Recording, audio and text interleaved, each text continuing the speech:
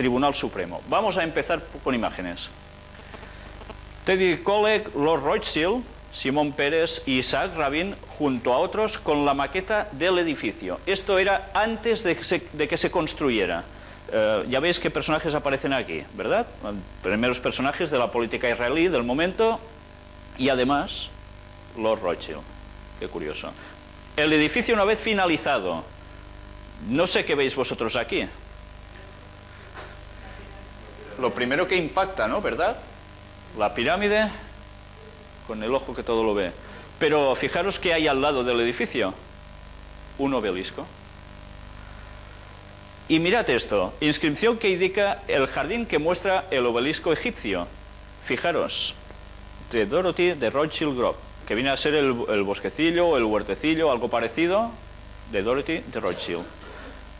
Y mirad ahora esto, no os perdáis esta inscripción.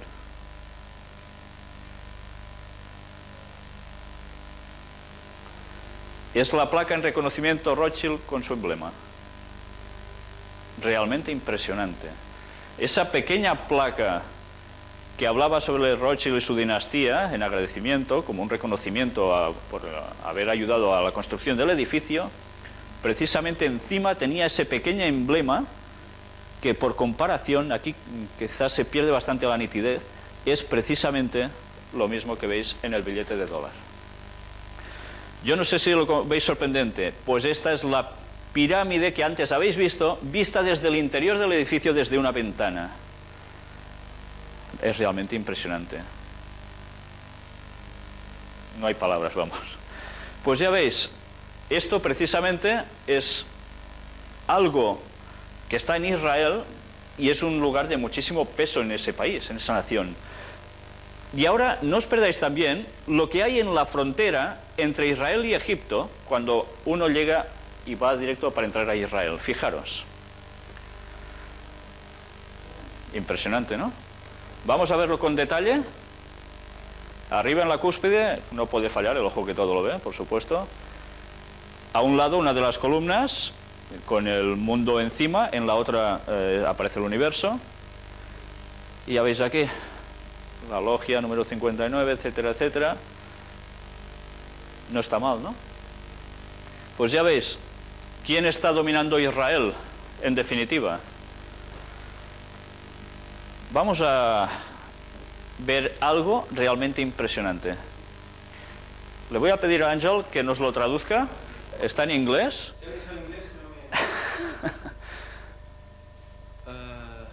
Esta es la gran logia del Estado de Israel. Lo que hay debajo no se entiende. Y a los masones de paz. El honorable Isaac Rabin. Su Majestad el Rey Hussein. Y el honorable de Jordania, perdón. Y el honorable Bill Clinton. Dice con un esto es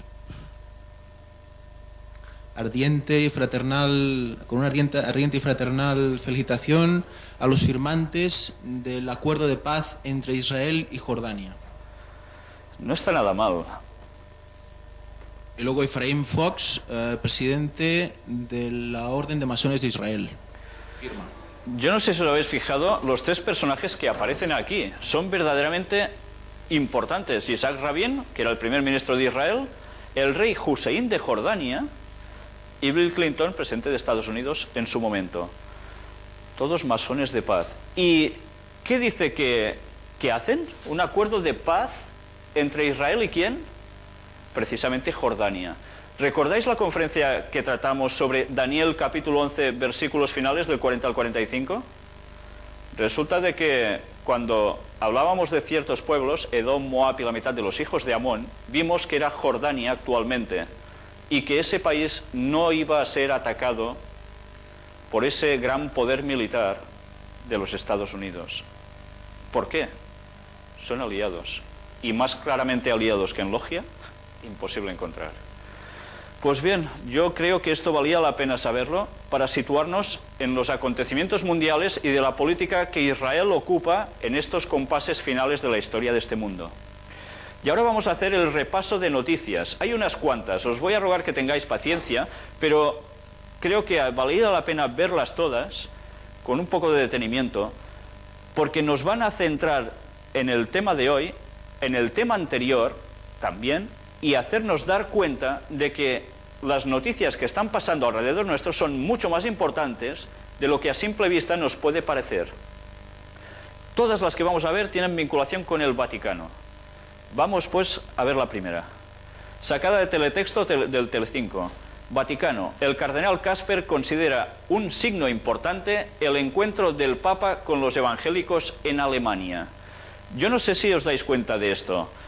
La semana pasada mostramos las imágenes de esta pretendida ley dominical, un día de reposo, domingo, en Alemania, para todo el mundo, para dedicarse a la familia, etcétera, etcétera. Esto surgió porque sí. Dijimos que era un encuentro fomentado por católicos y protestantes, pero las cosas no aparecen porque sí, si antes no se han trabajado. Y aquí está, esto había sucedido unos meses antes. Por tanto, el terreno se iba preparando. Y a veces aparecen noticias y nosotros no relacionamos que están preparando el terreno para el gran acontecimiento que nos van a poner dentro de poco, del cual seguiremos hablando. Vamos a ver la siguiente. Fijaros en la parte de la izquierda, alusiones a la superioridad de quién. Ahora vamos a verlo. No es la primera vez que Joseph Ratzinger alude a otras religiones en un intento de subrayar la superioridad de la confesión católica. En el 2000, Juan Pablo II suscribió un documento titulado Dominus Ieus, Jesús es el Señor, del que era autor el futuro Benedicto XVI, que ya levantó polvareda al afirmar que fuera de la Iglesia Católica no había salvación posible. ¿Os acordáis de la semana pasada? La arrogancia de la bestia diciendo que son los dueños absolutos, que son los que mandan, son los que imponen.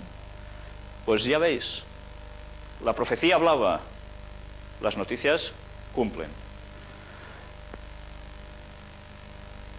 Esta noticia que habéis visto, que ha salido aquí, Nadal viaja al Vaticano para recomponer las relaciones Generalitat-Iglesia Católica, del 24 de septiembre del 2006, es, bueno, ya sabéis que Nadal pertenece a la Generalitat de Cataluña, el gobierno de aquí. ¿Y qué iba a hacer? ¿Sabéis que tuvieron unas fricciones la Iglesia Católica con la Generalitat? El tripartit, que es lo que mandaba aquí, y sigue mandando aún, de izquierdas, se opusieron bastante a la política de la Iglesia Católica en según qué cuestión, ¿no? Pues fijaros cómo tiene que pasar algo para que las relaciones se estabilicen. Y vamos a ver quién es el que manda otra vez más. Pots apretar, Àngel, sisplau? Roma. El Partido Socialista Catalán se esfuerza por explicar a la Iglesia Católica que los modos del tripartito con esa institución han pasado a la historia, y más aún en caso de victoria en el 1 de noviembre, en elecciones. El conseller de Presidència de la Generalitat, Joaquim Nadal, efectuó el viernes una visita institucional al Vaticano para expresar los respetos y deseos de colaboración con la Iglesia y la voluntad de un diálogo fluido del govern. Según fuentes oficiales catalanas, la visita no figuraba en la agenda de presidencia. Ya veis quién tiene que agachar las orejas, ¿no? Nadal se refirió ante los presentes en la embajada a las raíces cristianas de Cataluña y dio a entender que, aunque el estatut no recoja en letras ciertas medidas gratas a la Iglesia catalana, es factible atender a la sensibilidad católica a la hora de desarrollar y aplicar el texto. Tuvieron que dar explicaciones, ¿eh? Sí, sí, sí. Cuando se hacía el Tratado de la Unión Europea, sí, sí. Pues ya veis, no se puede estar contra Roma, por buen gobierno que uno pueda ser. Otra noticia, el Papa estrecha lazos con los ortodoxos, sacada del periódico 31 de octubre del 2006. Benedicto XVI aprovechó la visita que recibió ayer de los obispos católicos griegos para expresar su deseo de que un día pueda celebrarse una Eucaristía en común con los ortodoxos. Intensifiquemos las oraciones para que llegue lo antes posible el día en el que podamos partir juntos el pan y beber del mismo cáliz, dijo. Ya veis que entonces lo que aquí se estaba buscando era la unidad entre católicos y católicos ortodoxos de ese otro país. El Papa inicia su viaje más complejo, sacado de La Vanguardia, lunes 27 de noviembre de 2006. Viaje complicado, concebido para el diálogo ecuménico, es decir, entre las varias confesiones cristianas. Pero el viaje, ¿recordáis dónde era? Si habéis visto lo anterior, era precisamente a Turquía. Benedicto XVI recalcó también el encuentro con la Iglesia Ortodoxa, que culminará en una declaración ecuménica conjunta con el patriarca de Constantinopla, Bartolomé I, en Estambul. Por último, bla, bla, bla. Fijaros que lo que se estaba buscando se ha ido fraguando hasta parecer una noticia posterior que ya también comentaremos. Ahora vamos aquí a La Vanguardia, domingo 11 de febrero del 2007, ya de este año, cumbre ecuménica en Barcelona. Fijaros que nos dice aquí, el Opus Dei organiza el encuentro en lo que representa su compromiso a favor del ecumenismo. El Opus Dei es quizás quien tiene más peso dentro de la organización vaticana actualmente. Pues ya veis lo que hacen, a qué se dedican. De hecho, el catolicismo catalán, históricamente, es pionero en el proyecto ecuménico y en el diálogo doctrinal y cordial entre las diversas confesiones cristianas.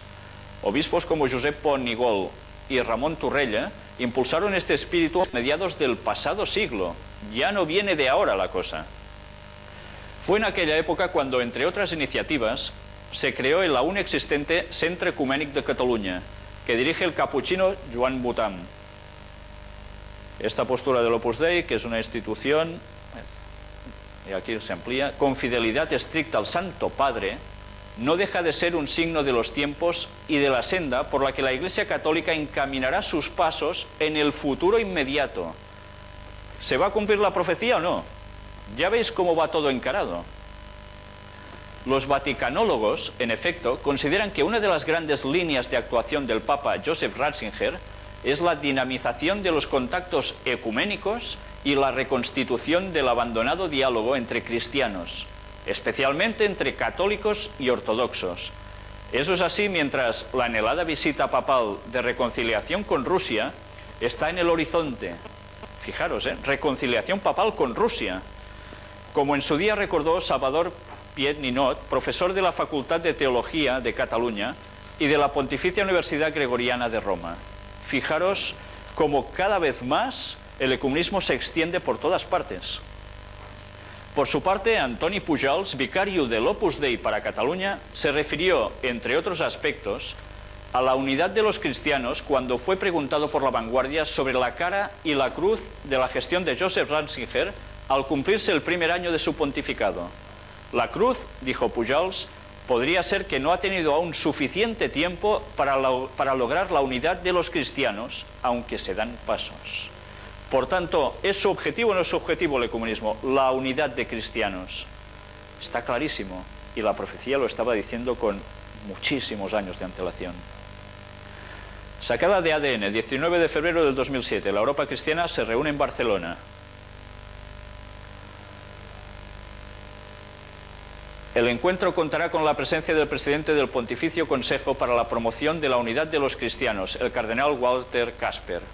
Esta reunión, organizada por el Opus Dei y el Arzobispado de Barcelona, se engloba en el proceso abierto para fomentar la comunicación entre las diferentes iglesias cristianas de Europa, la católica, la protestante y la ortodoxa.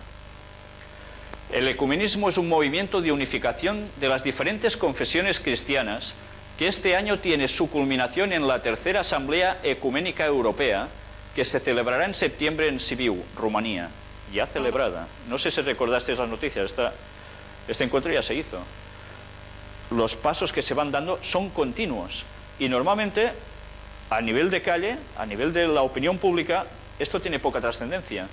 Nadie o muy pocas personas se dan cuenta que todo lo que se está haciendo va a cambiar el mundo enormemente y todos nos vamos a ver implicados porque el poder de la bestia va a ser total.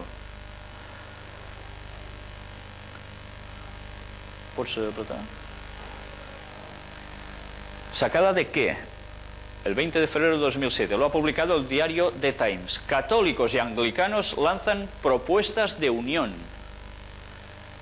una comisión internacional de representantes de las iglesias católica y anglicana ha elaborado un conjunto de propuestas para su eventual unión bajo el pontífice romano, según informó ayer The Times.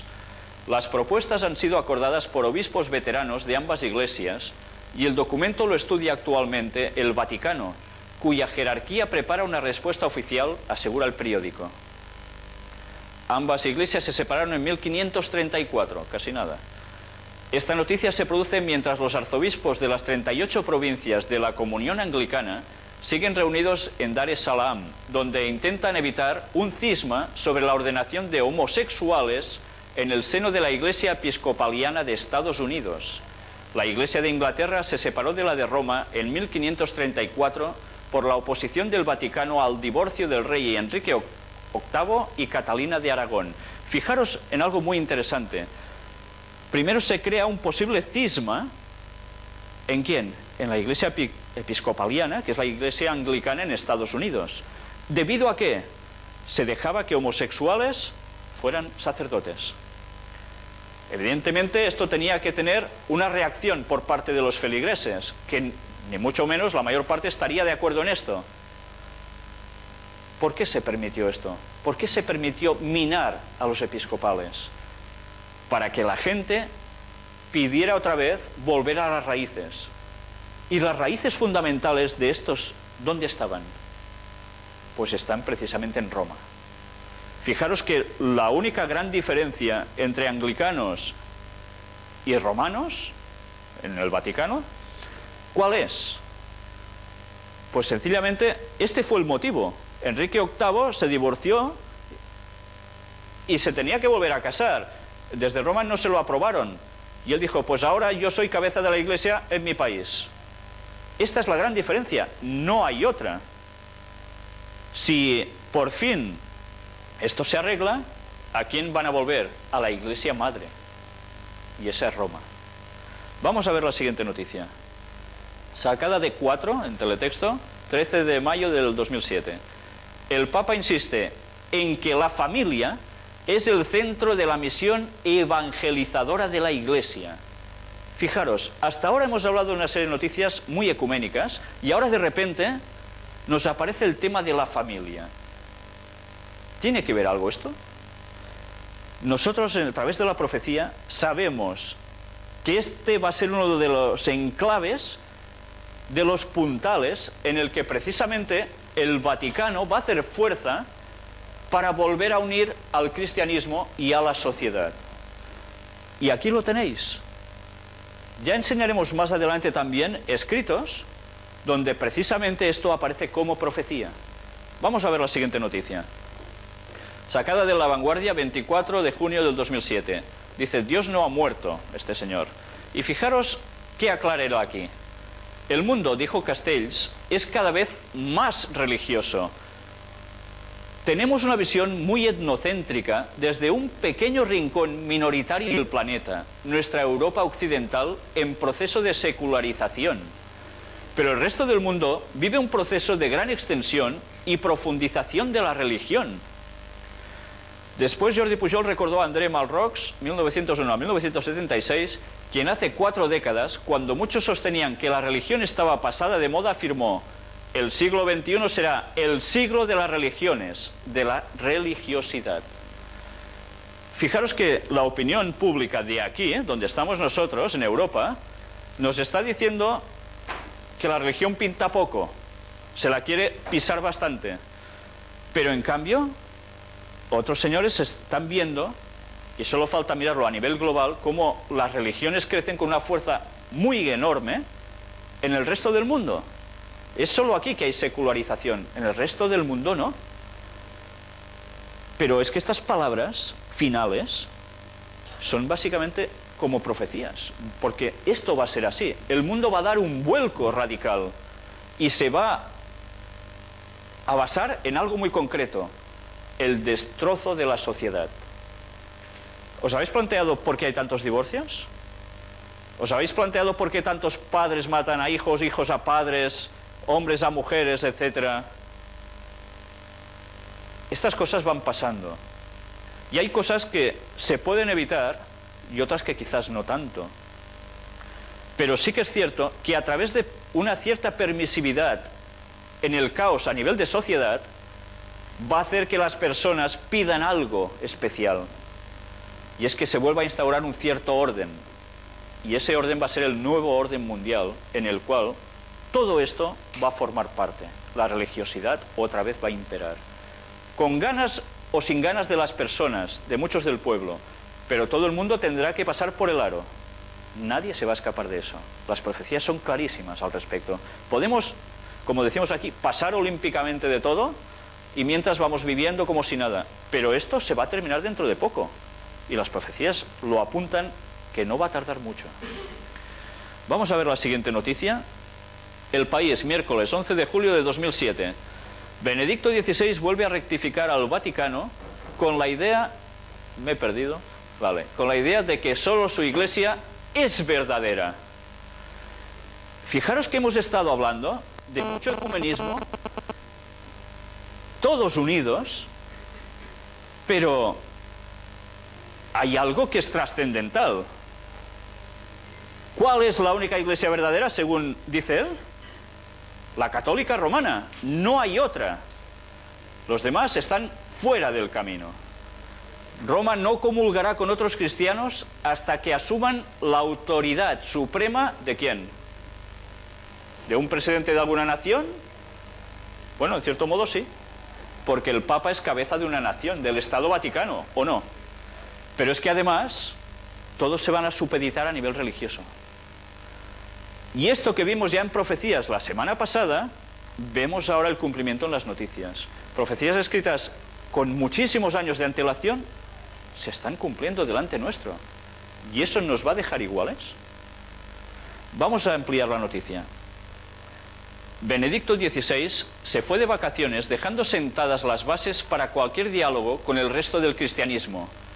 Se intentará la aproximación con ortodoxos y protestantes, pero desde el convencimiento de que solo un interlocutor, la Iglesia romana, tiene toda la razón. Casi nada.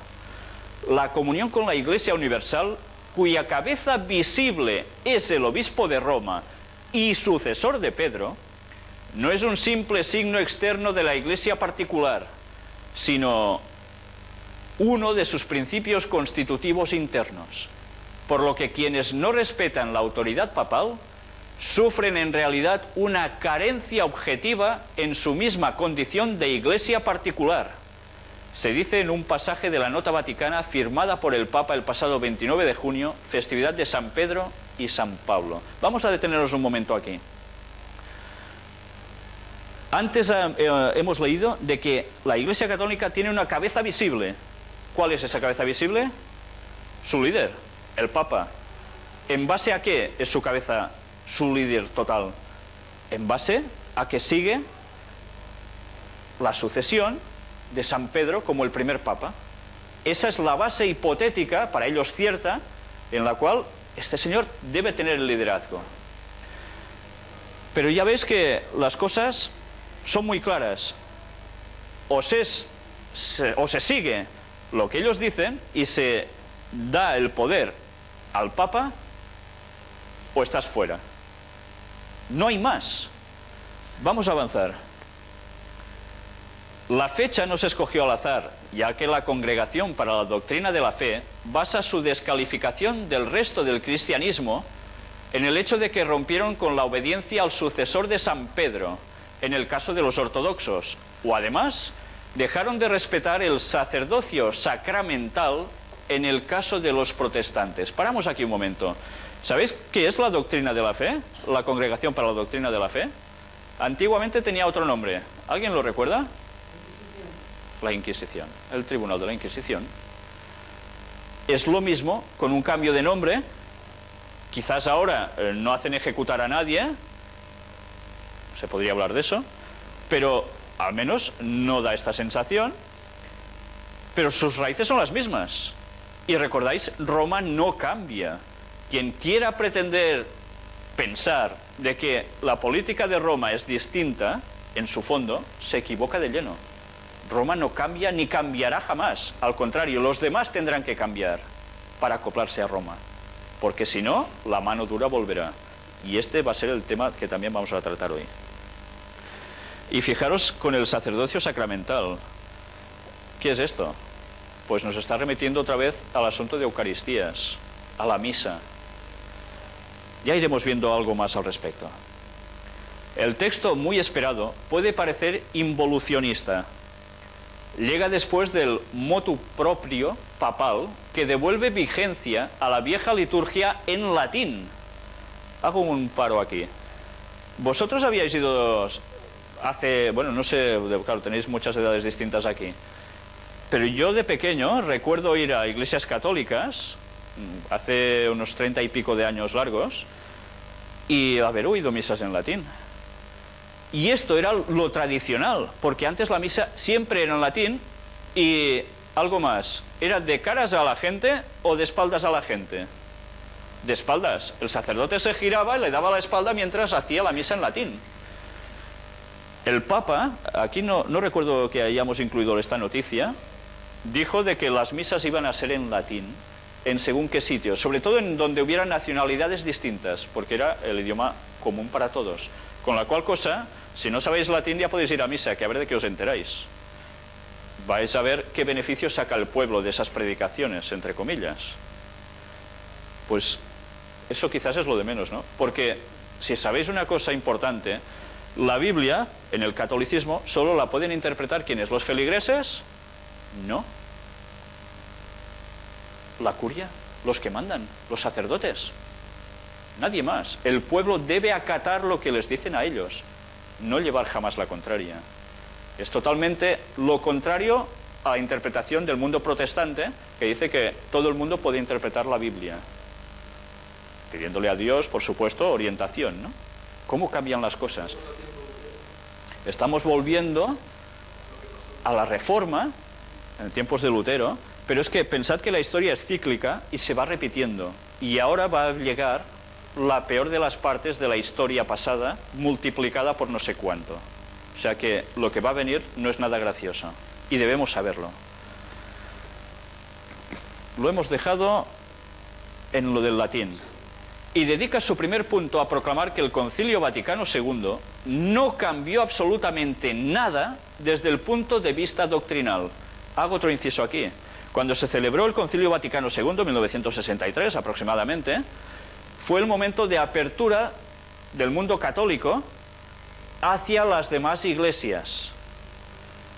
Teóricamente la gente pensaba de que se había hecho un gran cambio en la Iglesia Católica. ¿Se cambió algo? No se cambió nada, se cambiaron las apariencias, pero no el fondo. Es muy distinto. Joseph Ratzinger participó en aquel concilio, ya veis, del año 62 al 65, como uno de los teólogos más aperturistas y deseosos de romper con el reaccionismo heredado de Pío XII. Unos años después, a la vista de los acontecimientos de 1968, Ratzinger se alineó con los tradicionalistas. Parece que él hizo un cambio. La afirmación inicial del documento, el Concilio Ecuménico Vaticano II, ni quiso cambiar la doctrina sobre la Iglesia, ni la cambió en absoluto, sugiere una cierta voluntad de suprimir aquel impulso modernizador. O eso parecía.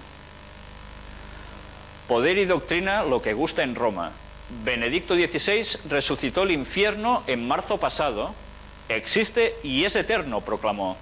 ¿Recordáis que hace ya un tiempo que se decía, no, el infierno no existe? Y se hablaba incluso en frases de sacerdotes y demás que decían que no, que era una forma de hablar metafórica. Él dijo, ni hablar del peluquín, el infierno existe. Eso es lo que dijo él. Otra cosa es lo que diga la Biblia, que de eso se podría hablar mucho, si el infierno existe o no, aunque el resultado es muy claro. No existe. Pero eso ya lo veremos en otra conferencia. El latín la semana pasada es lo que resucitó también. Y ahora la idea de que fuera de la Iglesia Católica no hay salvación, ni siquiera hay otras iglesias. Es que lo que está diciendo es tremendo. Lo leemos y casi nos quedamos igual. Pero es que las pautas que está marcando son o eres de mí o eres contra mí. Alguien utilizó esta frase hace un poco tiempo, antes de empezar una cierta guerra. ¿La recordáis? Bush, ¿verdad? Que no está conmigo, contra mí es. ¿Y sabéis de dónde la sacaron esta frase? De la Biblia. pero súper mal aplicada, por supuesto. Vamos a ver más. Un documento del Concilio Vaticano II, Lumen Gentium, de 1963, dijo que la Iglesia de Cristo subsistit en la católica. Debió decir que la católica, sostiene ahora el Papa. Este es el tipo de disputas, la sustitución de est por subsistit, que ponía de mal humor a Erasmo. ¿Puedes clicar? Sí. Lo cuenta en Elogio de la locura. Decenas de teólogos discutiendo semanas enteras si era pecado menos grave matar a 1 millar de hombres que coser en domingo el zapato de un pobre.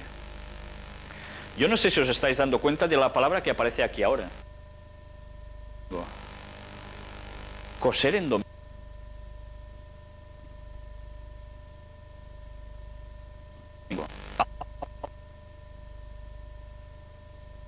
Esto nos puede parecer una auténtica tontería.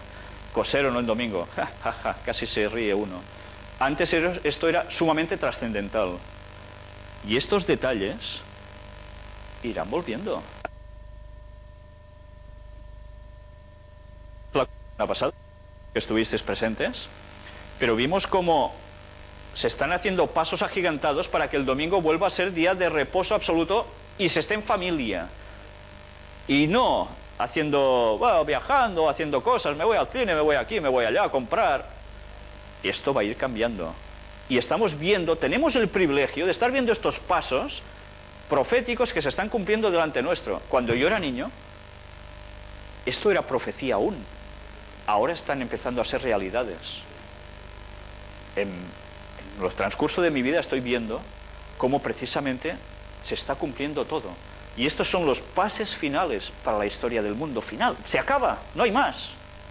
Aunque la cosa va a seguir. Luego hablaremos de otras profecías que no terminan con la historia que vamos a conocer, sino que aún van más allá. Pero esto va a ser tema de más adelante. Aunque se puede afirmar rectamente, según la doctrina católica, que la Iglesia de Cristo está presente y operante en las iglesias y las comunidades eclesiales, que aún no están en plena comunión con la Iglesia católica, que aún no están, está diciendo. Si dice que aún no están, es que van a estar. Gracias a los elementos de santificación y verdad presentes en ellas, el término subsiste es atributo exclusivamente a la Iglesia católica. Casi nada. La autoridad papal o la Eucaristía, en cambio, no son negociables. Cuando haya esta sumisión, que la va a haber, de protestantes, de ortodoxos y demás, que ya hablaremos, van a tener que pasar por la Eucaristía, la misa otra vez. ¿Y la autoridad papal? Esto no se negocia. Y iremos viendo más noticias que van a corroborar todo esto. Sacada de 4, Rumanía. Inaugurada en Rumanía la tercera Asamblea Ecuménica Europea, centrada en inmigración y unidad de los cristianos. Ya veis, todo sigue avanzando por allí mismo. ADN, 10 de septiembre del 2007. No hace tanto ya de esto. En la homilía, Benedicto XVI reivindicó el Día del Señor. ¿Cuál es el Día del Señor? Para ellos, el domingo.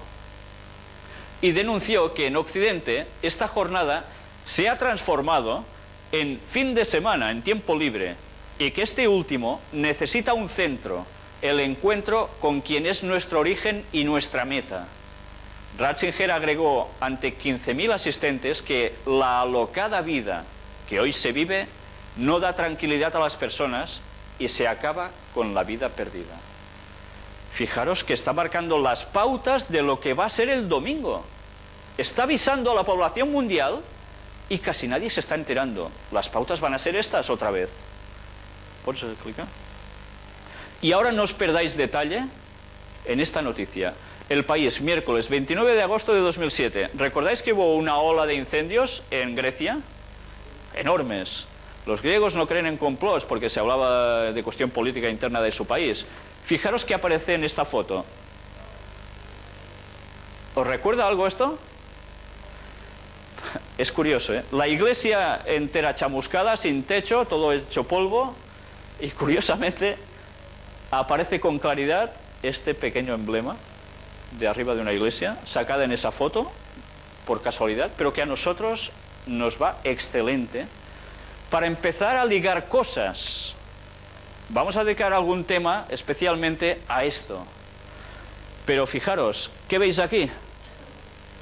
¿No es el famoso triángulo con el ojo en medio iluminado? ¿El ojo que todo lo ve? Y nos hace preguntar esto, ¿y por qué las logias masónicas lo tienen? ¿Y por qué era el símbolo de los Illuminati? ¿Quién creó los Illuminati? ¿No fue un jesuita? Se utilizó el mismo emblema y que aparece en muchísimas otras iglesias. Algún día pasaremos fotos de iglesias donde aparece esto, en Francia también. Utilizan el mismo emblema. ¿Por qué? ¿Una casualidad? ¿O es que todo tiene un fondo en común? Veremos cómo precisamente esta es la parte cierta. Vamos a ver ahora una filmación sacada de una emisora de televisión católica.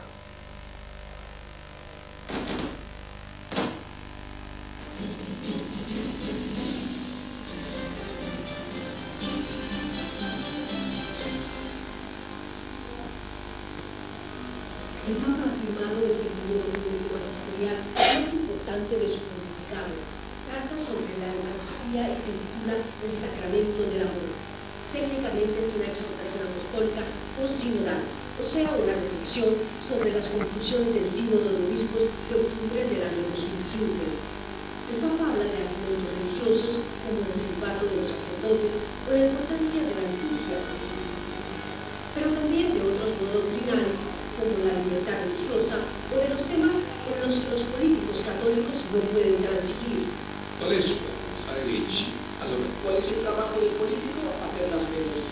¿Y cómo expresa su fe en la Eucaristía un político? El Papa le dice, acuérdate que hay temas que no son negociables, como la familia, la vida y el patrimonio. Le dice, en esos temas tienes que actuar con responsabilidad. El cardenal Scola ha protagonizado en este documento más de 50 consejos prácticos, desde que los sacerdotes estén siempre disponibles para que la gente pueda confesarse, hasta que en las misas por personas de varios países se use el latín. El Papa dedica parte del documento a las mujeres y pide que se reconozca su papel fundamental en la sociedad y en la familia. Además pide que se defienda la familia porque es el lugar en el que se recibe la formación cristiana. Sottolinea molto l'importanza della famiglia. El Papa destaca la importancia de la familia cristiana porque es el lugar en el que se vive plenamente la fe, sobre todo respecto a la Eucaristía. Por ejemplo, yendo juntos a la misa del domingo. El Papa termina recordando a quienes arriesgan la vida para ir a misa por la persecución religiosa, un guiño a los cristianos de algunos países musulmanes y regímenes comunistas.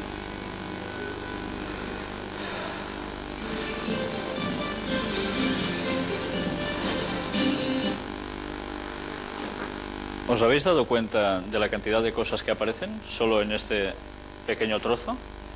Sobre todo, fijaros, la familia va a ser la base de lo que ellos los va a mover. Pues bien, hasta aquí hemos hecho un buen repaso de noticias. Ahora vamos a incluir otras dos, las vamos a comentar muy brevemente y ya pasaremos al tema de hoy y su plena vinculación con lo que hemos estado viendo.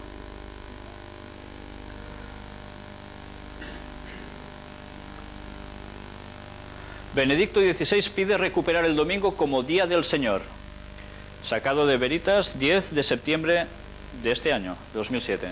Benedicto XVI finalizó su visita a Austria en la Catedral de San Esteban, donde reivindicó el domingo como el Día del Señor y denunció que se ha transformado en tiempo libre. Comenzó su homilía recordando la frase de los primeros cristianos, sine dominico non possumus, sin el Día del Señor no podemos vivir, y afirmó que el hombre necesita un centro, un orden interior y una relación con aquel que sostiene nuestra vida. Para el Papa, el domingo tiene que ser la jornada de la gratitud y alegría por la creación, y afirmó que hoy, ante las intervenciones del hombre que ponen al mundo en peligro, es más necesario que nunca darle esa dimensión al séptimo día. Yo no sé si os dais cuenta de lo que está diciendo aquí. ¿Qué aprendimos o qué vimos la semana pasada? ¿Cuál era el séptimo día?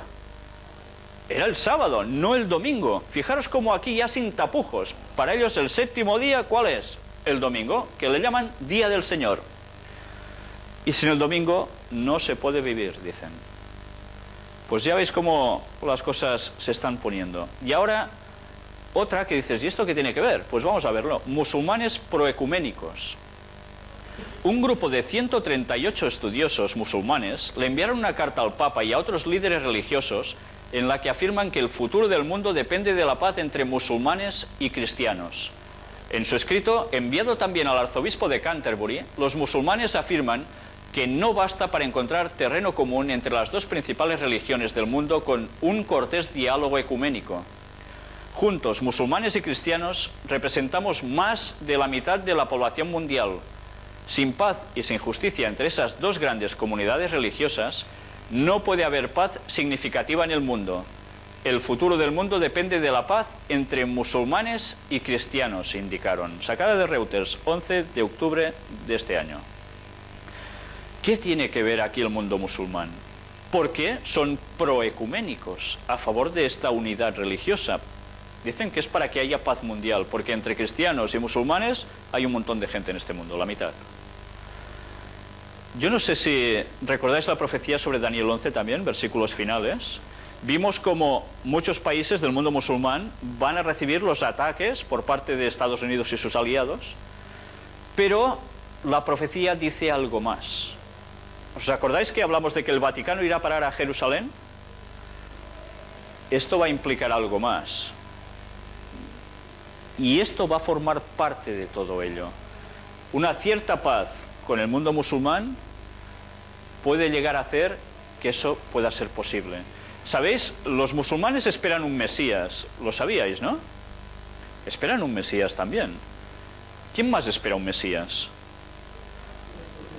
Católicos, protestantes, ortodoxos, todo el mundo cristiano, pero otras denominaciones o otras religiones que hay en el mundo esperan a un ser que va a venir divino. Los budistas, sí señor.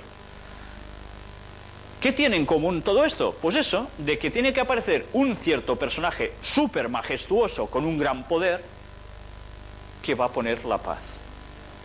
Y ese es el que vimos que va a ser el papel que Lucifer va a jugar al fin del tiempo, haciéndose pasar por ese Mesías.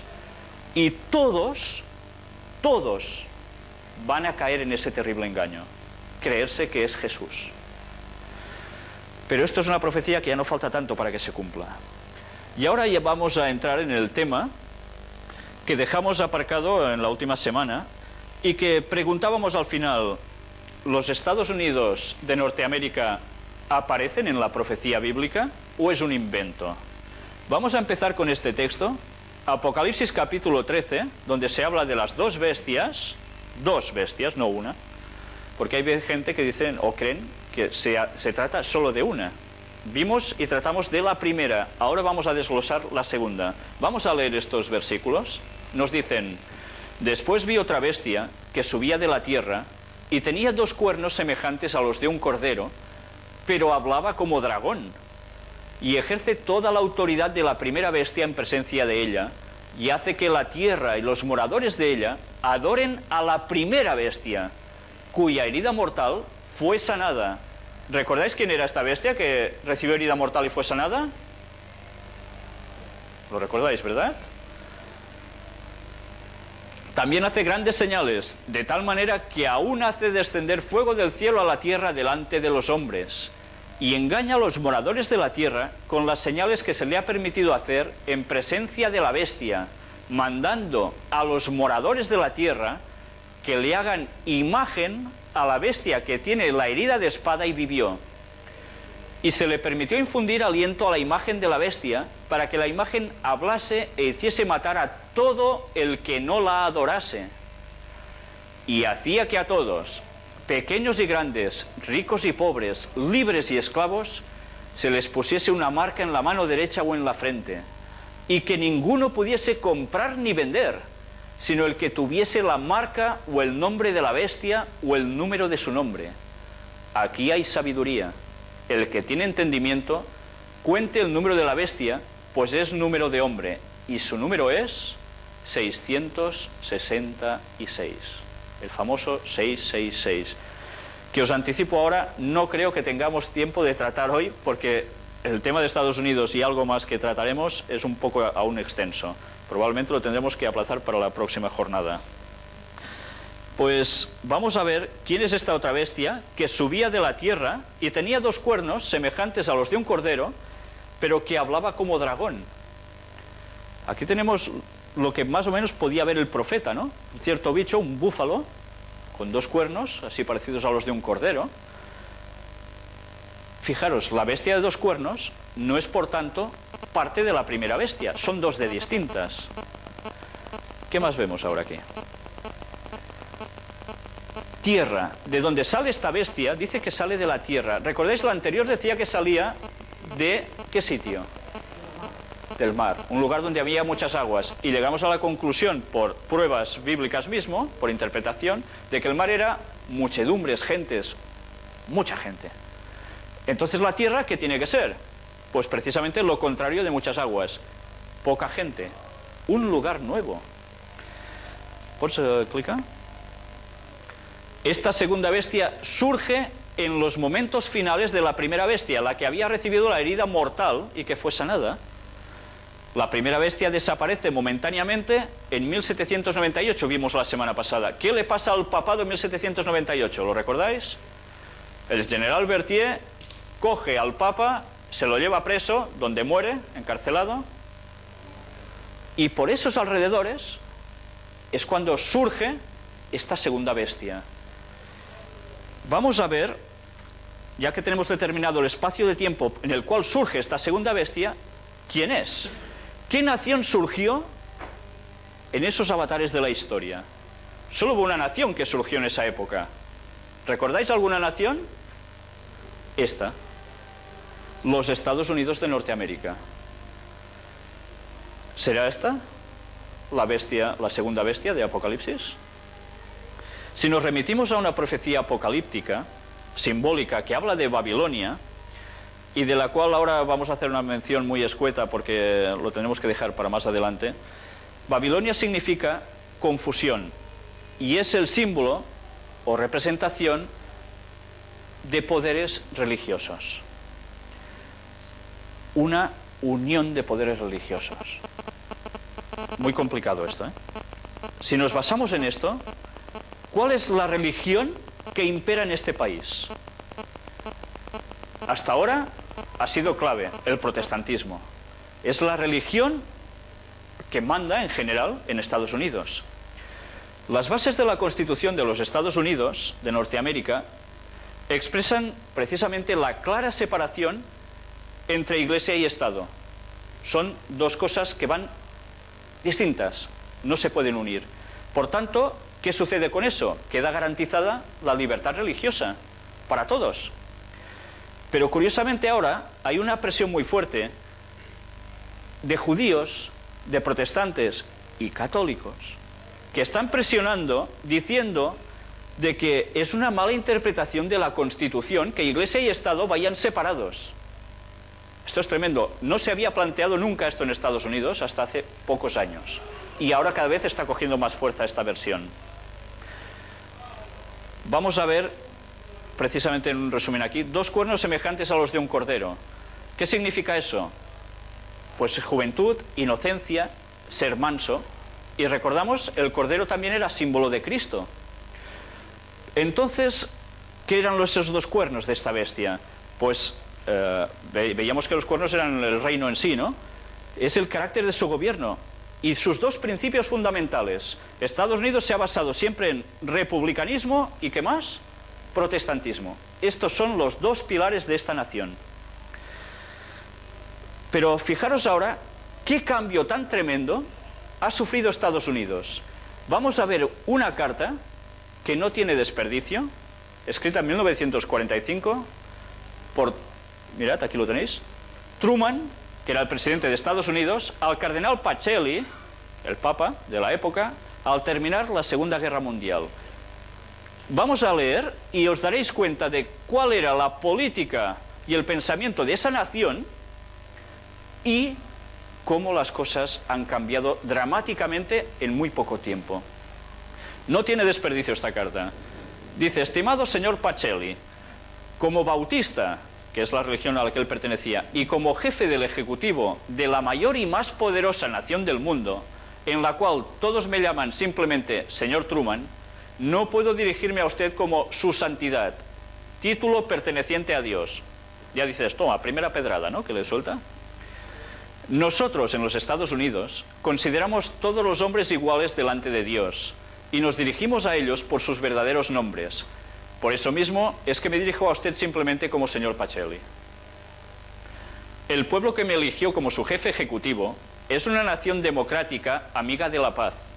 Por lo tanto, mi deber es procurar la cooperación de aquellos que realmente hayan dado pruebas de desear la paz y trabajar para conseguirla, no de los que gritan paz y fomentan la guerra. No creo que usted ni su iglesia se encuentren entre los que verdaderamente procuran la paz y trabajen por ella. Vaya pedrada también. En primer lugar, nuestros antepasados, fundadores de esta gran nación, conociendo por la historia pasada la naturaleza de vuestra iglesia, amante de la política y de la guerra, sentaron como principio de nuestro gobierno no permitir vuestra intromisión en nuestros asuntos de gobierno.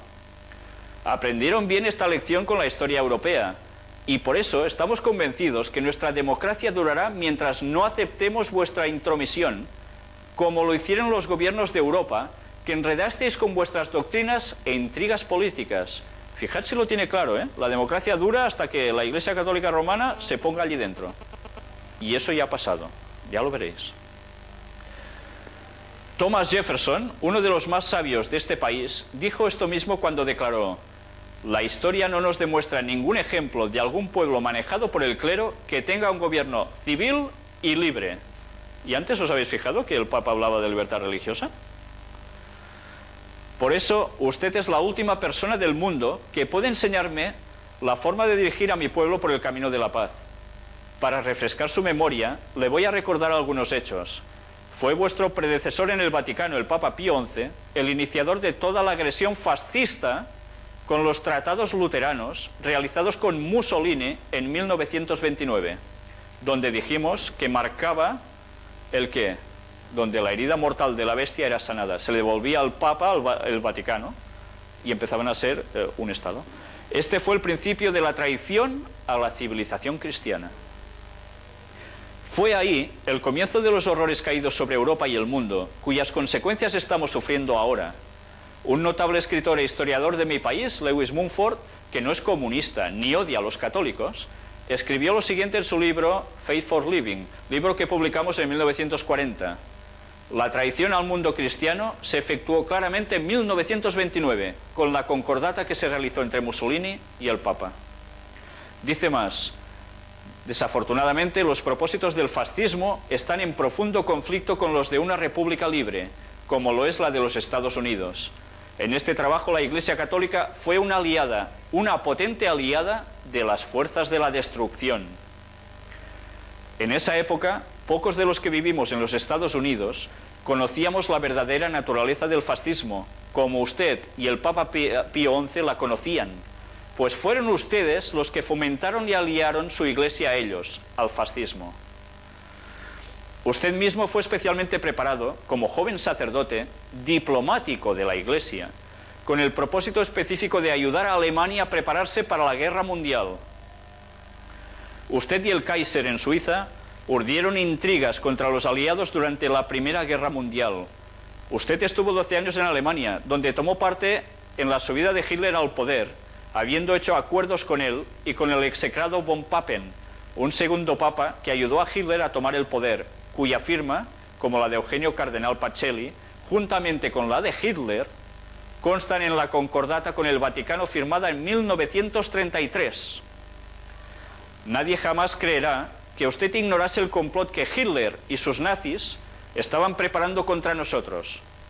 El propio biógrafo católico dijo que usted, durante esos años, era el hombre más bien informado del Reich. Después de la firma de la concordata, por usted y por von Papen, y de salpicarle agua bendita a Hitler, dándole la impresión, entre comillas, que resucitaba, von Papen, que consiguió escapar a la horca. Vuestros cardenales y obispos bendecían en Roma las armas de guerra de los soldados enviados contra los indefensos etíopes. Vuestro cardenal Schuster de Milán proclamó el robo de Etiopía como una cruzada santa para llevar en triunfo a la Etiopía a la cruz de Cristo. Y sin embargo usted llama a su iglesia la Iglesia de Dios y pretende que yo, como jefe de un Estado civil, admita que usted es superior a mí y al pueblo de los Estados Unidos. Usted habla con palabras melosas sobre justicia. Al mismo tiempo hace sonar los tambores para otra guerra, tal vez más terrible que las dos últimas, contra Rusia, que nos ayudó a derrotar a Hitler y a Mussolini. Usted está incitando a los Estados Unidos para que cuanto antes declare la guerra a Rusia, usando los mismos métodos usados por Hitler y Mussolini para solidificar sus detestables y diabólicos regímenes. Usted quiere ver desperdiciados nuestro dinero y enviar nuestros jóvenes a una muerte horrible sobre los cadáveres de Hitler y Mussolini para terminar la lucha que ellos comenzaron con ayuda suya y a quien nosotros derrotamos. Sí, Estados Unidos desea la paz, porque de todas las naciones solo nosotros quedamos con alguna prosperidad y decencia. Somos el baluarte de las libertades democráticas protestantes. Si nosotros o la Inglaterra protestante nos debilitásemos, vuestra cultura católica tendría una oportunidad de gobernar otra vez el mundo, haciéndolo retroceder a la Edad Media. Si perdiésemos o nos debilitásemos con la guerra que provoca contra Rusia, usted fácilmente procuraría una alianza con ella. Su predecesor, el Papa Pío XI, declaró públicamente que él haría un pacto con el propio diablo si conviniese a los intereses de su Iglesia. Por lo tanto, señor Pacelli, es mi deber, como jefe de este país predominantemente protestante, rechazar sus aventuras a guisa de alianza de pacto para la paz. Aquellos que comen en el plato en que el diablo está comiendo deben usar una cuchara muy larga. Continuaré procurando la paz como buen bautista, conservando los honrados principios protestantes que hicieron poderosa nuestra nación y trabajando por ellos. Vuestro sinceramente, Harry S. Truman. Yo no sé qué os parece esta carta, pero es verdaderamente impresionante cómo describe todo el proceso del Vaticano en la Primera y Segunda Guerra Mundiales y lo que intentaban hacer. Y veis, eso sí, la postura fantástica, en este caso, del presidente de Estados Unidos. Pero vamos a ver cómo precisamente ha habido un cambio muy sorprendente. Vamos a ver... ¿Puedes clicar, Ángel? ¿Recordáis esta escena? El texto bíblico decía, toda la tierra en pos de la bestia. Y los representantes de Estados Unidos, ¿dónde están puestos aquí? No están, ¿verdad? Pues sí que están. Y no solo el actual presidente de Estados Unidos, sino dos de los anteriores. Su padre, Clinton, y demás personajes de Estados Unidos. ¿Y en qué postura están? Arrodillados. ¿No ha cambiado algo en Estados Unidos? La profecía es muy clara y lo iremos viendo ahora. Veremos cómo desde el año 45 para acá han pasado cosas que trascienden lo que nadie podía llegar a imaginar si no se hubiese conocido la profecía bíblica a fondo. ¿Puedes clicar? Decía el texto, pero hablaba como dragón. Esto es cambio de actitud en algún momento de su historia. Decía que tenía cuernos como de cordero, pero hablaba como dragón. Estados Unidos nació de un modo muy manso, huyendo del catolicismo en Europa. Y luego va a hacer un cambio en su historia. Va a hablar como un dragón. ¿Quién es el dragón? ¿Lo recordáis? Satanás. Pues, a pesar de todo, recordemos que esta profecía dice algo muy concreto. Nos pinta el panorama ¿contra quién? Contra el pueblo de Dios auténtico. Y no debemos olvidar esto. Se nos está hablando aquí de papado, de Estados Unidos, pero sobre todo se está pintando el panorama contra el pueblo auténtico de Dios. Y precisamente es algo que ya se está fraguando y que dentro de poco vamos a contemplar y a vivir quizás. ¿Qué es el hablar de una nación? El hablar de una nación es precisamente los actos de sus autoridades legislativas y judiciales. Por esos actos la nación desmentirá los principios liberales y pacíficos que expresó como fundamento precisamente en su Constitución, es el fundamento de su política. Y la predicción de que acabará como dragón después, es que hay un cambio allí. Algo va a hacer muy importante esta nación. Dice que ejercerá toda la autoridad de la primera bestia. La primera bestia, ¿qué autoridad tenía? ¿Recordáis? Era un poder muy fuerte. El Vaticano durante toda su historia ha sido un poder arrollador. Pues este poder, esta segunda bestia, algo parecido va a hacer. ¿Y qué va a sacar entonces? Pues lo mismo, la intolerancia que tenía también el Vaticano. Vamos a ver otra que nos dice: y hace que la tierra y los moradores de ella adoren a la primera bestia, cuya herida mortal fue sanada. Esta segunda bestia lo que provoca es que se adore a la primera bestia. La autoridad de esta nación será empleada para imponer alguna observancia en homenaje a la primera bestia. ¿Y eso será cuándo? Pues después de que la herida mortal es sanada. Vamos a ver aquí algo. Hechos consumados, nada más. ¿La herida mortal ha sido sanada o no ha sido sanada? Juan Pablo II con Ronald Reagan. ¿Pots tornar enrere, sisplau? Bill Clinton, ¿con quién? Con Juan Pablo II. George Bush, presidente actual, con Juan Pablo II. Si hemos leído la carta de 1945, esto era impensable, ¿verdad? ¿Pots apretar?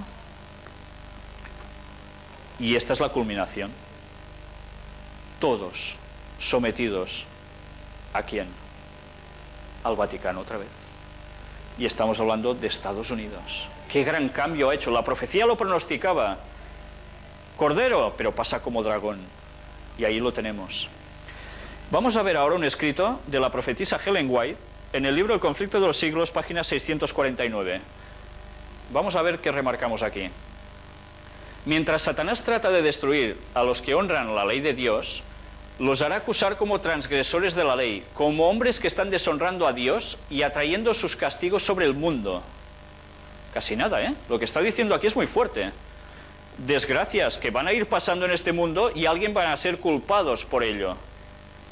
Dios no violenta nunca la conciencia, pero Satanás recurre constantemente a la violencia para dominar a aquellos a quienes no puede seducir de otro modo.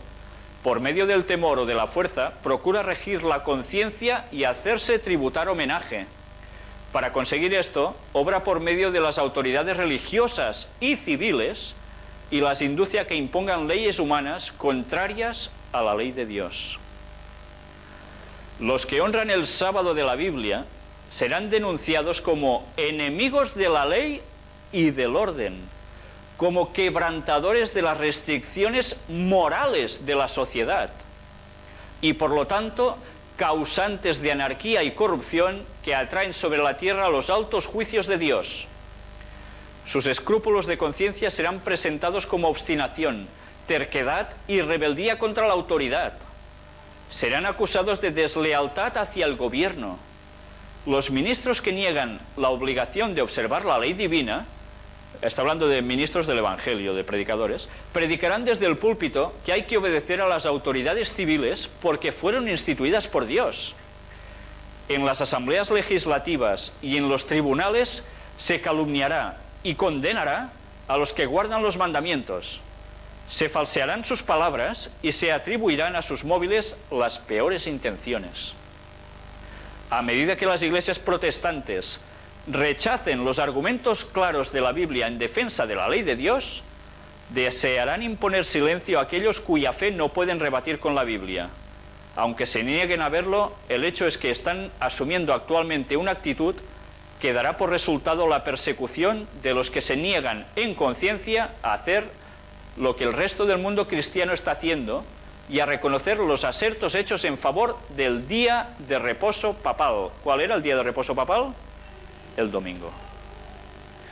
Los dignatarios de la Iglesia y del Estado se unirán para hacer que todos honren el domingo y para ello apelarán al cohecho, a la persuasión o a la fuerza. La falta de autoridad divina se suplirá con ordenanzas abrumadoras. La corrupción política está destruyendo el amor a la justicia y el respeto a la verdad. ¿Estáis de acuerdo en esto? En todos los países solo se nos habla de que políticos corruptos, vemos los tejemanejes de la política que dan asco, al final dan asco. Pues ya veis cómo todo se está cumpliendo. Y hasta en los Estados Unidos de la libre América se verá a los representantes del pueblo y a los legisladores tratar de asegurarse el favor público doblegándose a las exigencias populares por una ley que imponga la observancia del domingo. La libertad de conciencia que tantos sacrificios ha costado no será ya respetada. En el conflicto que está por estallar veremos realizarse las palabras del profeta: airóse el dragón contra la mujer y se fue para hacer guerra contra el residuo de su simiente, los que guardan los mandamientos de Dios y tienen el testimonio de Jesús. Hago un momento de parón aquí. El dragón, ¿sabéis quién es? Satanás, por símbolos. La mujer. Bíblicamente hay dos mujeres. Una que es pura y la otra que es una gran ramera, llamada Babilonia. Símbolo de dos iglesias. Una iglesia buena y la otra que no precisamente. ¿Y qué hacen? Pues juntos, esos dos malos poderes hacen guerra contra los que guardan los mandamientos de Dios. Y entre ellos, ¿qué mandamiento destaca que han sustituido ellos, como vimos la semana pasada? El sábado. El sábado se pisa, pues por tanto se persigue a ese pueblo que guarda el sábado. Y se les va a aplicar a ellos un montones de desgracias. Pues bien, vamos a ver un poco, o nos vamos a preguntar, ¿qué es la marca de la bestia? ¿Cuál es el 666? ¿Qué es ese decreto que prohibirá comprar y vender? Incluso un decreto de muerte para quien no haga caso a eso. Son palabras muy fuertes, ¿eh? Como hemos visto anteriormente, el signo de la autoridad papal, ¿cuál es? El domingo. Es su gran marca. En la antigüedad, la nobleza o realeza no firmaban documentos como nosotros ahora hacemos. Los decretos se sellaban. Aquí tenemos una imagen. Ejemplos de sellos con texto especular de época romana. Sello de bronce de Herculano, siglo I, sello de oro de Roma, siglo III. La utilidad del sello quedaba así reforzada y explicitada. Recordemos que estos sellos se utilizaban, tal como Suetonio comenta en la biografía de Augusto, para autentificar sus escritos y edictos. Era utilizado por el propio emperador en el caso que nos ocupa, y por el tipo de inscripción que posee, el sello era utilizado por un legado imperial en el territorio. Ya veis cómo se marcaban las cosas, ¿eh? Con sellos. Era el signo de autoridad. Pero fijaros cómo precisamente ley y sello va unido. No se pueden separar. ¿Pots apretar, sisplau? En un sello encontramos tres cosas distintas: el nombre o título descriptivo de la persona o poder que utilizaba el sello, el territorio que abarcaba y el derecho de gobernar que tenía. En el caso del papado, ¿qué sería? Vamos a verlo ahora. El nombre, Papa, curiosamente también se adjudica todos los títulos del emperador Rey Sol del Imperio Romano, y además adoptó su día sagrado, que ¿recordáis cuál era el día de los paganos romanos? De adoración al sol, precisamente, el domingo. Pues ese día lo adoptó el papado. Su territorio, imponerse en todas partes. Sustituto de Dios, es lo que él pretende que es. Ese es su derecho a gobernar, dice. Vamos a ver ahora que Dios también tiene su sello. Es importante esto que ahora estáis viendo aquí, ya veréis por qué. El nombre Jehová es su nombre o título, creador. Es creador de todo. Todo es suyo, todo el territorio, cielos y tierra. Es Dios, es su derecho a gobernar. Y si ley y sello van unidos, ¿dónde encontramos el sello de Dios? En los mandamientos de Dios, en la ley de Dios. Fijaros, sello y ley juntos. ¿Hay algún mandamiento en la ley de Dios que determine cuál es el sello de Dios? Vamos a verlo ahora. Tres textos distintos. El primero, Éxodo 20, del 8 al 11, donde se encuentran los 10 mandamientos. Acuérdate del día de reposo para santificarlo, que en otras versiones ya nos dice claramente sábado. 6 días trabajarás y harás toda tu obra. Mas el séptimo día es reposo para Jehová tu Dios. No hagas en él obra alguna, tú, ni tu hijo, ni tu hija, ni tu siervo, ni tu criada, ni tu bestia, ni tu extranjero que está dentro de tus puertas. Porque en 6 días hizo Jehová los cielos y la tierra, el mar y todas las cosas que en ellos hay, y reposó en el séptimo día. Por tanto Jehová bendijo el día de reposo y lo santificó. Otro texto, Éxodo 31, versículos 13, 16 y 17. Tú hablarás a los hijos de Israel diciendo: en verdad vosotros guardaréis mis días de reposo, porque es que señal entre mí y vosotros por vuestras generaciones, para que sepáis que yo soy Jehová que os santifico. Guardarán pues el día de reposo los hijos de Israel, celebrándolo por sus generaciones por pacto perpetuo. Señales para siempre entre mí y los hijos de Israel, porque en 6 días hizo Jehová los cielos y la tierra, y en el séptimo día cesó y reposó. Y el último texto, Ezequiel 20, 12 y 20. Y les di también mis días de reposo, para que fuesen por señal, dice otra vez, entre mí y ellos, para que supiesen que yo soy Jehová que los santifico. Y santificad mis días de reposo y sean por señal entre mí y vosotros, para que sepáis que yo soy Jehová vuestro Dios. Bueno, entonces, ¿cuál es el sello de Dios? El sábado. Es que está clarísimo. La marca de la bestia, domingo. Es lo que se contrapone al sello de Dios, que es el sábado. El papado ha hecho una cosa muy clara, ha usurpado el día sagrado de Dios. Ha pasado la santificación de un día de reposo muy claro, el sábado, al domingo. Ha hecho la contraposición a lo que Dios decía. Pero el sábado es solo para los judíos. Sabéis que los judíos tradicionalmente siempre han guardado el sábado, y se dice, en el mundo cristiano en general, que el sábado era solo el día para los judíos. Vamos a ver si es solo para los judíos o no. Veamos las respuestas precisamente en textos bíblicos, para que veáis que nadie se inventa nada aquí. En la creación, Dios ya santificó el sábado y se lo dio al hombre. Adán fue el primer hombre que estaba viviendo en la tierra. ¿Era judío Adán? Claro, sería judío, sería chino, sería de todo un poco, porque todas las naciones han salido de él, bíblicamente hablando. Pues vamos a ver qué pone en esos momentos de la creación del hombre. Génesis capítulo 2, versículos del 1 al 3. Fueron pues acabados los cielos y la tierra, y todo el ejército de ellos. Y acabó Dios en el día séptimo la obra que hizo, y reposó el día séptimo de toda la obra que hizo. Y bendijo Dios al día séptimo y lo santificó, porque en él reposó de toda la obra que había hecho en la creación, en el principio del mundo. Vamos a ver cómo Jesús tampoco anuló la validez del sábado. Mateo 5, 17 y 18 dice: no penséis que he venido para abrogar la ley o los profetas. No he venido para abrogar, anular, sino para cumplir. Porque de cierto os digo que hasta que pasen el cielo y la tierra, ni una jota ni una tilde pasará de la ley hasta que todo se haya cumplido. Vamos a ver cómo Jesús también guardaba el sábado. Vino a Nazaret, donde se había criado, y en el día de reposo entró en la sinagoga conforme a su costumbre y se levantó a leer. Ahora veremos cómo los apóstoles aún debían seguir guardando el sábado después de que Jesús ya desapareciera de este planeta. Fijaros en este texto y la trascendencia enorme que esto tiene. Mateo capítulo 24, versículo 20.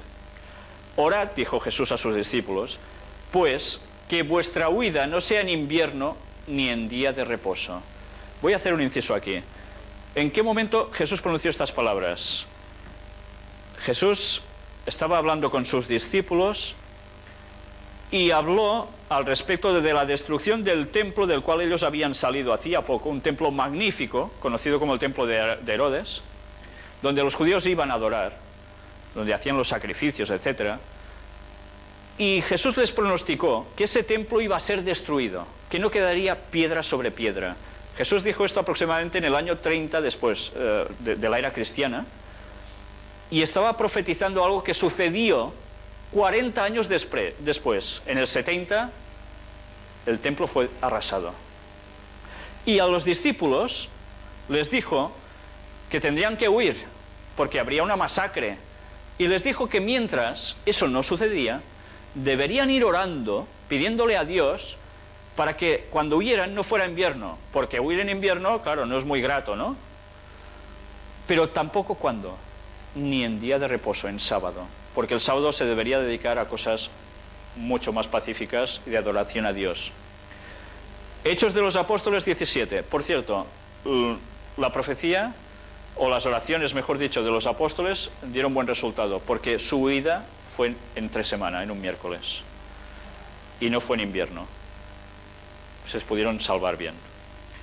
Los Hechos de los Apóstoles, capítulo 17, versículo 2. Y Pablo, como acostumbraba, fue a ellos, y por 3 días de reposo discutió con ellos. Pablo también guardaba el sábado.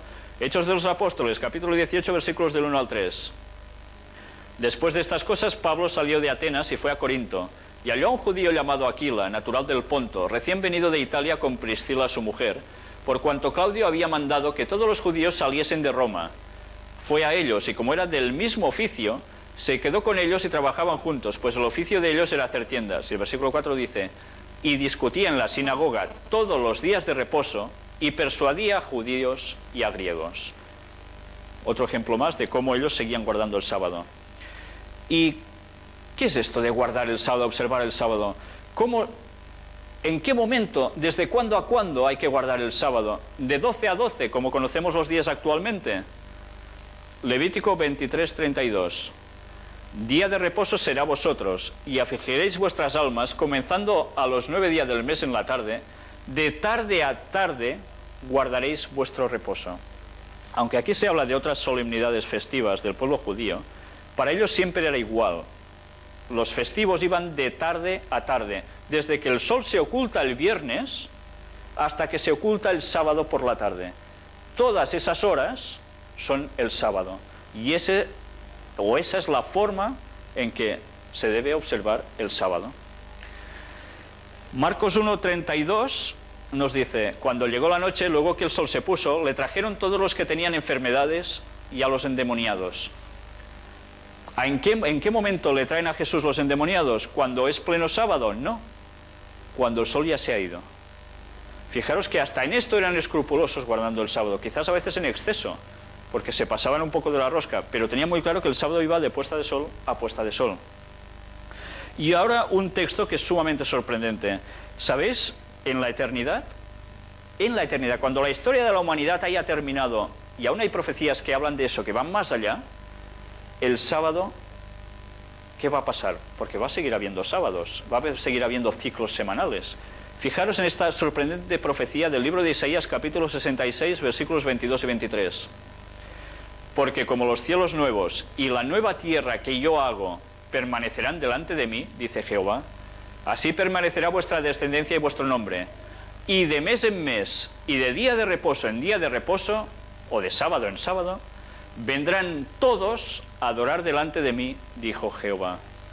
Por tanto, el sábado tiene una trascendencia que va desde el origen del mundo y se va a perder por la eternidad. Como hemos visto, no ha habido nunca un cambio de eso. Por tanto, la opresión de la bestia va a ser, ¿cuál? Imponer el domingo sustituyendo al sábado de Dios y prohibiendo comprar y vender a quien no quiera aceptar eso. Por tanto, el sábado, según las profecías, va a ser el punto del gran conflicto del tiempo del fin. Y es lo que va a definir quién es de Dios y quién no. Esta es la clave de lo que va a pasar en el mundo dentro de muy poco. La profecía anuncia que la bestia, la segunda bestia, la de 2 cuernos, que es Estados Unidos, va a dar el poder a la primera bestia, al papado. Y él, Estados Unidos, como poder fuerte, ¿qué va a hacer? Pues obligar a través de las leyes civiles que se observe el domingo como día de reposo a nivel general, planetario. Y esto es profecía que se está preparando su cumplimiento delante nuestro y nos está pasando desapercibido. Y dentro de poco va a ser lo que va a marcar la pauta de todas las personas de este mundo, de todas sin excepción.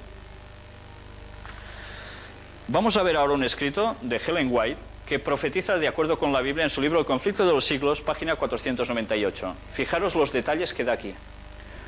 Cuando las iglesias principales de los Estados Unidos, uniéndose en puntos comunes de doctrina, influyan sobre el Estado para que imponga los decretos y las instituciones de ellas, entonces la América protestante habrá formado una imagen de la jerarquía romana y la inflicción de penas civiles contra los disidentes vendrá de por sí sola. Esto no son bromas, ¿eh? Esto es lo que Estados Unidos va a hacer. Y ya veis los movimientos.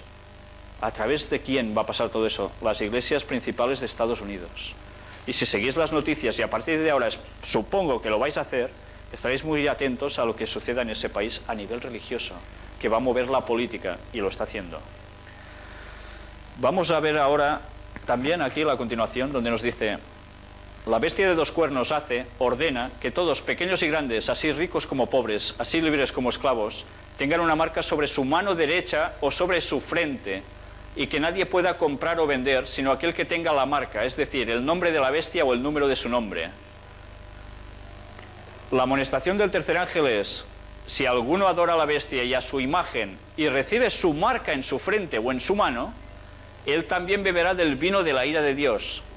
La bestia mencionada en el mensaje, cuya adoración es impuesta por la bestia de dos cuernos, es la primera bestia, o sea, la bestia semejante a un leopardo de Apocalipsis 13, el papado.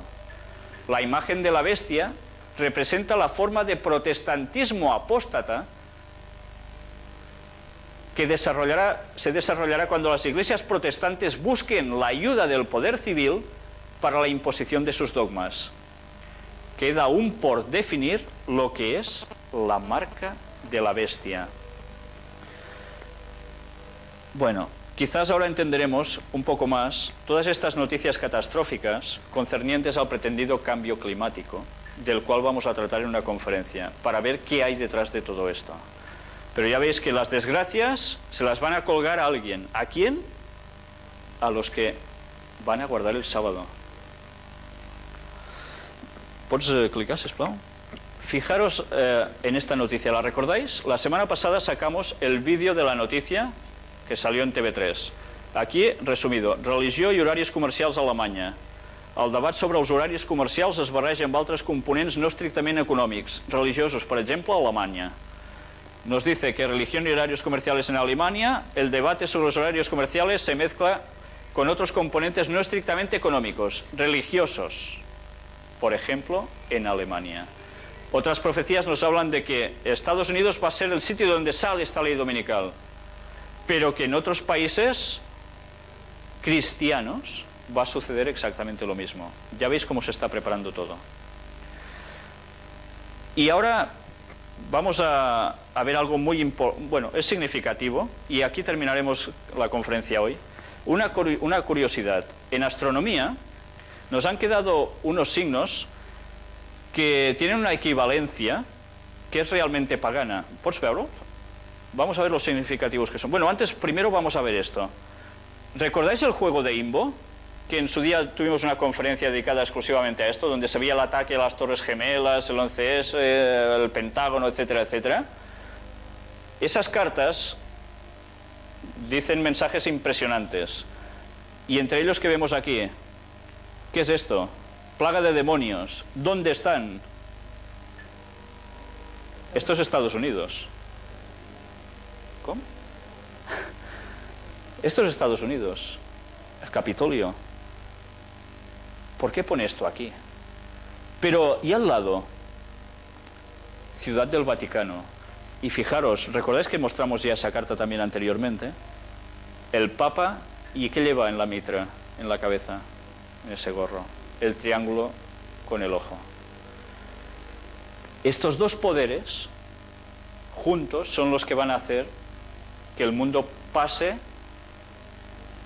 por su criterio. Y ese criterio va a ser imponer el domingo como día de reposo para todos. Y vamos a terminar precisamente, bueno, aquí hay algo más aún sobre Elena White, que es realmente impresionante. Vamos a dejarlo para el próximo día, porque si no... ¿Sí? 5 minutos. Bueno, aprovechamos el tiempo, vamos a aprovecharlo y cerramos. ¿Pots apretar para ampliarlo? Se ha demostrado que los Estados Unidos de Norteamérica son el poder representado por la bestia de dos cuernos semejantes a los de un cordero, y que esta profecía se cumplirá cuando los Estados Unidos hagan obligatoria la observancia del domingo, que Roma declara ser el signo característico de su supremacía. Pero los Estados Unidos no serán los únicos que rindan homenaje al papado. La influencia de Roma en los países que en otro tiempo reconocían su dominio dista mucho de haber sido destruida. Y la profecía predice la restauración de su poder. Y vio una de sus cabezas como si hubiese sido herida de muerte, y su herida mortal fue sanada, y toda la tierra maravillóse yendo en pos de la bestia. Tanto en el viejo como en el nuevo mundo se le tributará homenaje al papado por medio del honor que se conferirá a la institución del domingo, la cual descansa únicamente sobre la autoridad de la Iglesia romana, o sea, Estados Unidos, pero también Europa. Se repetirá el aserto de que los juicios de Dios caerán sobre los hombres en castigo por no haber observado el domingo como día de reposo. Quedaros con el cambio climático. Y estos son los signos astronómicos que antes os comentaba. ¿Veis el primero de la izquierda, el signo del Sol? El signo astronómico es su equivalencia, el domingo. El 3, Venus. ¿Veis el dibujito? Es la famosa cruz hacia abajo, saliendo de una redondita. Es Venus o viernes. Y en el 5, la redondita con la flechita en diagonal hacia arriba a la derecha, Marte o martes. Hasta incluso en el signo astronómico aparece el Sol como domingo. Ya veis cómo todo queda en la cultura y viene precisamente del lugar que es denominado como la bestia. Todo surge de allí. Bien, el tema que vamos a seguir el próximo día, ya para terminar, es precisamente desglosar enteramente el 666 qué es. Hemos visto antes cosas al respecto. Ahora por fin sabremos qué es. Pues bueno, muchas gracias por vuestra atención. Sé que el tema de hoy ha sido denso. Era un tema un poco duro de ir asimilando, porque había mucho texto. Pero es un concepto que debe quedaros muy claro. Dentro de poco, estad atentos porque la profecía se va a cumplir. Estad atentos porque van a salir leyes favoreciendo el domingo como día de reposo y unidad del cristianismo en general. Si ya sabéis lo que es, ¿vosotros aceptaréis esa ley? ¿O guardaréis el sábado, que es el sello de Dios? Porque al final no habrá alternativa. Lo dejamos aquí. Muchas gracias.